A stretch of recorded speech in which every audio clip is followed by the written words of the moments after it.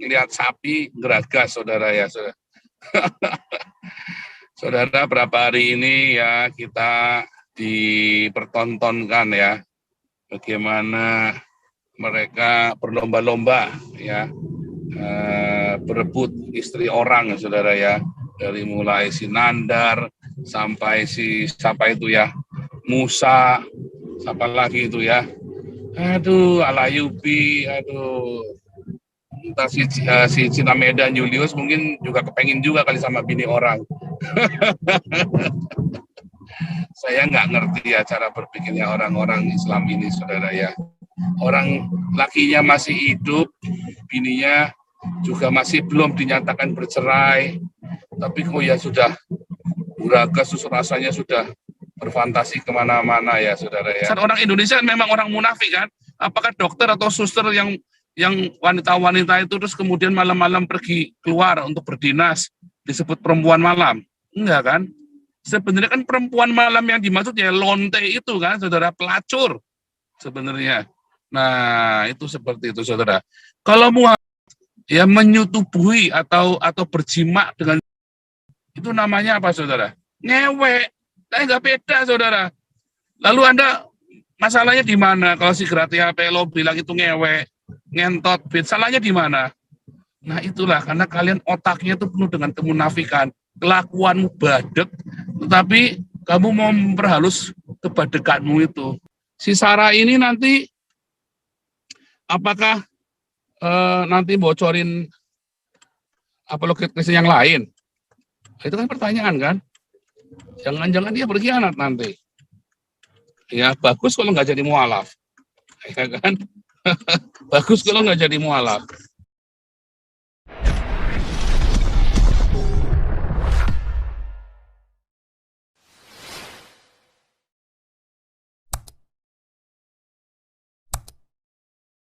Oke, bersama saya dan para rombongan Nabi ke-26 kembali menggetarkan dan menggemparkan seluruh Indonesia dan seluruh dunia dengan suara kenabian yang membuat orang kejang-kejang, kocot-kocot, kejar-kejar, kejar-kejar, apalagi menggelinjang kalau perlu. Luar biasa. Oke, kali ini tema kita adalah para polemikus Islam kejang-kejang, menggelinjang, geragas. Waduh, luar biasa, saudara ya.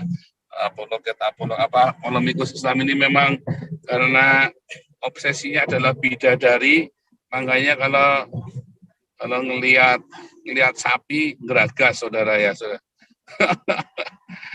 Saudara, berapa hari ini ya kita dipertontonkan ya, bagaimana mereka berlomba-lomba ya, berebut istri orang, saudara ya, dari mulai si Nandar sampai si siapa itu ya, Musa, siapa lagi itu ya, aduh, Alayubi, aduh, entah si Cina Medan Julius mungkin juga kepengin juga kali sama bini orang. Saya nggak ngerti ya cara berpikirnya orang-orang Islam ini, saudara ya. Orang lakinya masih hidup, bininya juga masih belum dinyatakan bercerai, tapi kok ya sudah uragas, rasanya sudah berfantasi kemana-mana ya, saudara ya. Tetapi memang kesalahannya juga ya dari si perempuannya juga ya. Kalau saya, saudara ya, melihat fenomena-fenomena seperti ini tuh menjijikan, saudara ya. Buat saya itu menjijikan ya. Suami masih dirantau, masih dalam perjuangan, lalu istrinya jelang-jelangan malah nyamperin musuh-musuhnya segala macam itu ya. Buat saya itu menjijikan ya, saudara ya. Nggak sepantasnya ya. Tapi saya nggak heran karena mereka, orang bilang Saifuddin pendeta, dia juga bukan pendeta, saudara. Kalau pendeta ada sedikit etikanya, saudara ya, yang harus dijaga. Paling tidak sinodenya pasti akan menegur, teman-teman sejawatnya akan menegur setidak-tidaknya, saudara ya. Seperti saya kan dari sebuah sinode ya. Kenapa? Ada beberapa hal yang terukur ya, dan saya tidak boleh menyebutkan satu alma mater saya, dua sinode saya, ya yang ada di Indonesia. Ya kenapa? Karena itulah perjanjian kita dan ada beberapa hal yang tidak boleh saya langgar. Ya ada aturan-aturan tertentu ya, kode etik ke sebagai seorang pastor. Kalau di sinode saya itu tidak mengenal pendeta soalnya ya, mengenalnya cuma junior pastor atau pastor ya, pastor atau senior pastor. Kalau senior pastor, kalau senior pastor itu yang ada di dalam BPH, Badan Pengurus Harian gitu ya, itu biasanya senior pastor. Ya kalau saya pastor biasa, saudara ya, karena saya belum pernah di dalam pengurusan dan saya termasuk orang baru di organisasi tersebut, saudara ya. Nah, kita ada kode etik, saudara ya, yang tidak boleh kita langgar. Bahkan sekalipun saya tidak menyebutkan sinode saya tidak boleh melakukan beberapa hal, saudara ya, yang melanggar etika seorang hamba Tuhan. Ya, Pak, kalau ngomong itu, Bapak ngomongnya jorok, Anda tanya sama para nabi saja, kenapa? Saya kan hanya meneladani para nabi di dalam perjanjian lama ya, yang bilang zakar kuda, gelar kuda, segala macam itu, saudara ya. Kalau saya kan hanya meneladani nabi-nabi di Alkitab saja. Ya kalau Anda tidak terima, tanya saja sama nabi-nabi di Alkitab saja, kenapa begitu. Sebab kalau nabi-nabi di Alkitab itu, ya tidak munafik ya, tidak seperti nabinya orang ini ya, saben ngaceng keluar ayat, saudara ya. Pokoknya ngaceng dikit senggol, ngaceng dikit keluar ayat ya. Yang tadi ya, yang katanya si Gratia Pelo itu ya, tanpa tedeng aling-aling, tanpa syahadat, tanpa akad nikah, dientotin, apain lagi itu kata Gratia Pelo ya, akhirnya diganjar 2 tahun, saudara ya. Padahal kenyataannya memang begitu, saudara ya. Saya juga kadang-kadang nggak ngerti, malu ya, orang-orang Islam ternyata malu ya, kalau ternyata dia suka ngewek, saudara ya. Iya nggak heran, makanya umatnya juga suka ngewek, saudara ya. Umat Islam itu suka ngewek, ya, suka ngewek. Jadi Anda nggak usah heran, saudara ya, dengan fakta-fakta. Pak, komunista, saya tidak menista, saya hanya cerita kenyataan dengan bahasa yang vulgar. Saya ini tidak pernah menista agama manapun, saya tidak pernah menghina siapapun. Saya hanya berkata-kata, menyampaikan kebenaran dengan bahasa yang sangat vulgar, saudara ya. Karena memang kenyataannya seperti itu, ya. Daripada Anda bilang perempuan malam, saya bilangnya apa? Lonte, kan gampang kan? Sama saja, saudara kan? Objeknya kan sama saja. Ya kan, yang deskripsinya perempuan malam, keluar yang pada malam hari. Enggak, saudara. Perempuan malam itu seringnya keluarnya siang-siang juga, saudara ya. Bukan cuma malam-malam, tapi kan namanya perempuan malam. Apakah lalu kalau misalnya ada dokter atau suster atau perawat yang kerjanya malam, apakah disebut perempuan malam, saudara? Kan enggak kan? Dasar orang Indonesia memang orang munafik kan? Apakah dokter atau suster yang wanita-wanita itu terus kemudian malam-malam pergi keluar untuk berdinas disebut perempuan malam? Enggak kan? Sebenarnya kan perempuan malam yang dimaksud ya lonte itu kan, saudara, pelacur sebenarnya. Nah, itu seperti itu, saudara. Kalau mau ya menyutubuhi atau berjima dengan itu namanya apa, saudara? Ngewek. Nggak beda, saudara. Lalu Anda masalahnya di mana? Kalau si Gratia Pelo bilang itu ngewek, ngentot, salahnya di mana? Nah itulah, karena kalian otaknya itu penuh dengan kemunafikan, kelakuanmu badek, tetapi kamu mau memperhalus kebadekanmu itu. Maling, ngomongnya tangan panjang. Terus kalau orang-orang yang tangannya panjang-panjang begitu, apa disebut maling? Kan enggak, saudara ya. Nah itulah, makanya Indonesia nggak bisa maju, saudara. Karena orang-orang Indonesia berusaha memperhalus sesuatu yang salah. Misalnya orang perempuan-perempuan ya yang suka menjajakan dirinya, menjual tempeknya, Anda akan sebut perempuan tunasusila. Lalu kalau laki-laki yang suka menjual banananya, apakah Anda sebut pria tunasusila? Nggak ada, saudara kan? Padahal kan sama-sama gigolo kan? Ya kan, orang yang suka menjajakan banananya kan gigolo itu. Nah, tetapi nggak ada dalam kamusnya bahasa Indonesia kan?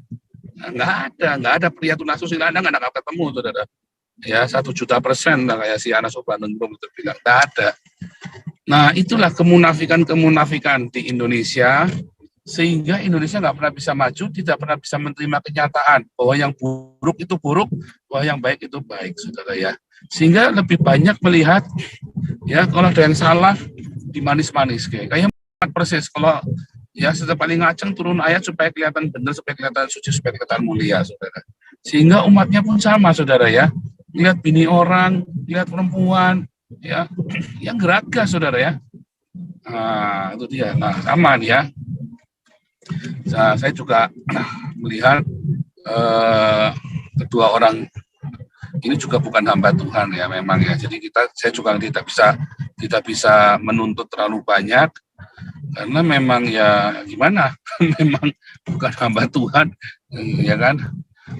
Jadi kalau dia pendeta atau ngaku-ngaku pendeta, oh saya berhak ngomelin, saudara ya. Tapi karena dia bukan ya, kita nggak bisa ngapa-ngapain, saudara ya. Tanggung jawab sendiri-sendiri karena dia juga jemaat biasa juga, kebetulan cari makannya dari YouTube ya, saudara ya. Dua-duanya suami istri memang cari makannya dari sensasi. Jadi kita juga nggak bisa ngomong sama idol lah. Sorry ya, sebentar. Siapa sudah masuk nih, saudara? Seorang ini ya, seorang hamba Tuhan itu kita perlu menjaga ya. Kalau dia ngaku-ngaku seorang hamba Tuhan atau pekabar Injil, ya, firman Tuhan berkata dia harus menjaga kehormatan dirinya dan keluarganya, saudara ya. Dalam arti apa? Dia harus jaga keluarganya, ya, menjadi orang yang bisa menjadi teladan, saudara ya. Harus bisa teladan, ya, dalam pernikahannya, dalam keluarganya, ya, supaya hidup kesaksiannya itu bukan dari perkataannya saja, saudara. Nah, tapi juga dari perbuatannya. Tapi kalau dia bukan seorang hamba Tuhan, dia baru jemaat biasa, ya memang kita tidak bisa menuntut terlalu banyak. Tetapi sebetulnya firman Tuhan ketika berkata setiap anak-anak Tuhan itu harus menjadi teladan dalam hidupnya itu bukan hanya kepada para pendeta saja ya atau pastor seperti saya ya, tetapi juga kepada para jemaatnya. Sebab tindakan tingkah laku kita itu menjadi teladan, merupakan surat yang terbuka ya bagi semua orang, yang dibaca oleh semua orang, kesaksian ya, saudara, menjadi kesaksian.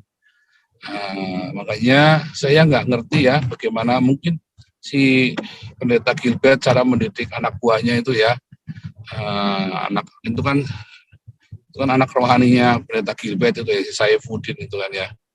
Nah, saya tuh nggak ngerti bagaimana caranya pendeta Gilbert dulu mendidiknya ya. Kenapa kok ya seperti itu ya hasilnya ya. Nah itu, saudara ya, sehingga sulit ya, memang kita sulit sekali. Saya juga nggak ngerti kalau ada orang-orang ya yang sebaiknya, kalau menurut saya ya, Saifuddin sebaiknya jangan main YouTube dulu lah ya. Kalau nggak usah cerita Alkitab dulu lah, nggak usah sok-sok bersaksi dulu lah ya. Saifuddin sebaiknya duduk manis dulu, biar digembalakan dulu oleh gembalanya itu Pak Rudi Hartono yang di Amerika ya.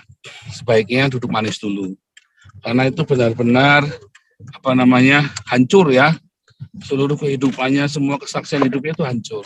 Saya pernah mengalami kehancuran dalam hidup saya dan saya stop, saudara ya. Saya stop ya. Selama 4 tahun saya diam diri 4 tahun ya, saya berdiam diri. Ya. Itu bukan masalah penghakiman, tetapi orang-orang seperti saya yang Saifuddin ini jadi akan merusak kesaksian kita semua ya. Bagaimana bisa kamu cerita Injil sementara istrimu saja tidak respect sama kamu? Ya. Sebaiknya stop dulu, biar digembalakan dulu. Kan Asilum di Amerika kan juga dapat makan juga. Kamu kan tidak usah. Kalau mau ya seperti Yosua Tewu lah, cerita Papua saja. Ya, membahas bagaimana caranya supaya Papua bisa merdeka itu kan, kayak Yosua Tewu sekarang ini. Tapi saya juga bingung ya. Dulu Yosua Tewu ngata-ngatain saya pengkhianat. mau makar segala macam, nggak taunya dia sekarang ikut-ikutan saya juga, saudara ya. Semua umpatannya orang-orang kepada saya, akhirnya mereka ngikut saya juga ya, saudara ya. Yosua Tewu ini kan sekarang bersilit-silit bikin ini kan seminar seminar Papua Merdeka ini kan.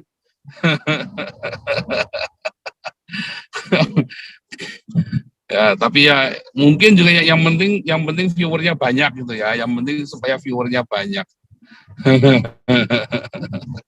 Sekarang ini viewernya Yosua Tewu banyak lagi ya. Kalau dia khotbah ya yang nonton cuman nggak nyampe 1.000, saudara ya. Kalau dia khotbah yang nonton nggak sampai 1.000. Kalau dia berapologetika nggak nyampe 1.000 lah. Kenapa? Apa yang mau diapologetikain, saudara? Ya, saudara Anda harus bisa terima kenyataan ya. Banyak hamba-hamba Tuhan di masa-masa ini adalah masa pengujian ya. Nggak usah malu, nggak usah takut. Kalau memang sedang diproses, dihancurkan Tuhan, terima saja. Saya pernah dihancurkan di proses Tuhan 4 tahun. Ya, saya nggak marah, saya tarik diri, saya bertapa, ya istilahnya ya bertapa. Saya tarik diri, saya nggak pernah pelayanan, nggak pernah apa. Saya memulai lagi ya, di pelayanan saya 2015. 2015 saya baru memulai lagi, dan itu pun saya sangat berhati-hati dan hanya kalangan terbatas. 2015 itu saya mulai membaptis orang lagi, saudara ya. Itu pun kalangan terbatas. Ya, ada masa-masanya Tuhan membiarkan kita hancur ya. Ya, makanya kayak Yosua Tewu, menurut saya ya udah nggak usah sok-sokan mau melaga Tuhan, mau khotbah apa segala macam, sudah hancur kesaksiannya, ya sudah masuk kotak dulu ya. Si Saifuddin masuk kotak dulu ya, sebab justru akan makin rusak kesaksian orang-orang Kristen yang lain. Kamu yang merusak akhirnya, kamu dan keluargamu ya. Ini suara Nabi ke-26, kamu boleh percaya, boleh enggak ya. Ini nasihat dari senior kamu ya. Bagaimanapun juga saya tahun 99 sudah ditahbiskan jadi hamba Tuhan ya. Jadi pendeta 99 ya. Saya lebih senior daripada Saifuddin. Jadi kalau masalah asam garam dalam pelayanan ya bukannya sombong. Ya, saya dari tahun 99 ya. Jadi saya sudah 25 tahun melayani ya. Sudah hampir 25 tahun melayani jadi hamba Tuhan, termasuk menggembalakan, merintis jemaat, merintis komunitas ya. Dari saya jatuh bangunnya, bahkan saya sudah melayani Tuhan ya, sudah merintis persekutuan doa dari saya usia 15 tahun ya, sama Pak Adi Nugroho itu ya. Sama Adi Nugroho itu saya dari cuma 7 orang sampai jadi ratusan orang tuh ya. Nah, kita sudah. Jadi ini bukan masalah aduh hebat, bukan, tapi dari pengalaman saya ya, ya. Kalau yang sudah seperti kasus kayak Yosua Tewu, Saifuddin, masuk kotak dulu saja. Ya, sebab makin gerak, makin kejelimet nanti. Jangan tidak percaya saya. Ya, makin bergerak, makin kejelimet. Jadi apa? Diam. Nunggu Tuhan, nunggu sampai Tuhan kasih terobosan buat kamu. Sampai kamu memang ada pertobatan sungguh-sungguh, ya. Sampai kamu mau jelek-jelekin saya kayak apapun, saya Saifuddin ini, ya. Saya sedang mendapat favor dari Tuhan, ya. Orang Islam berusaha jelek-jelekin saya, semua orang berusaha menarik jerat buat saya. Nyatanya saya tambah makmur, tambah jadi, ya, tambah sukses, tambah diberkati Tuhan, ya kan? Jadi mau gimana lagi? Ya, karena ada favor ya. Kalau orang bilang tuh, orang kalau lagi hoki itu nggak ada lawan. Nah itu loh. Orang kalau lagi hoki itu nggak ada lawan nih ya. Nah, Anda mau pinter kayak apapun, kalahnya sama mau liciknya kayak apapun, berusaha ngelicikin saya, Anda itu cuma kalah sama orang hoki. Nah itulah kalau dalam imannya saya, dalam pengajaran saya itu namanya orang sedang mendapat perkenanan Tuhan. Ya, kita mana mah? Itu yang harusnya mah. 15 terbalik aja nggak apa-apa. Gitu. Orang kalau sedang mendapat perkenanan Tuhan itu ya, Nggak ada yang bisa ngelawan, saudara ya. Nggak ada yang bisa lawan, saudara. Cuman nasihat saya sebagai orang yang sedang memberitakan Injil, justru cara-caranya Saifuddin dengan istrinya itu nanti akan menjadi jerat bagi kalian. Ya, nutup rezekinya kalian sendiri. Orang nggak akan makin bersimpati, tapi malah makin sebel. Ya. Dan justru orang-orang kan bertanya nih, si Sarah ini nanti apakah nanti bocorin apologet Kristen yang lain? Itu kan pertanyaan kan. Jangan-jangan dia berkhianat nanti. Ya, bagus kalau nggak jadi mualaf. Ya kan? Bagus kalau nggak jadi mualaf. Nah, ini sih saya hanya menyampaikan kekhawatirannya orang-orang lain ya. Kekhawatirannya para apologet yang lain ya. Dia ada di pihak siapa sekarang si Sarah ini? Nah, ya kan? Kalau dia sudah suaminya sendiri saja diserang, apalagi orang lain. Mana nggak mungkin Pak, loh saya saja pernah diserang sama dia kok. Ya, saya saja pernah difitnah sama dia. Ya, saksinya banyak gitu ya. Sampai orang itu nanya, bukannya apa ya, justru sekarang ini menjadi pertanyaan, ada di pihak mana dia? Ada di pihak mana? Dengan caranya dia, suaminya sendiri pun diserang. Nah, makanya saya bilang, Saifuddin, stop dulu. Stop, Saifuddin. Cukup, kamu diem dulu. Jangan banyak oceh lagi, diem dulu. Ya, yang ocehanmu juga nggak banyak menangkan jiwa juga ya. Justru akan merusak kesaksian kita semua nanti. Hati-hati ya. Saya emang nggak tetap aling-aling ya, nggak urusan ya.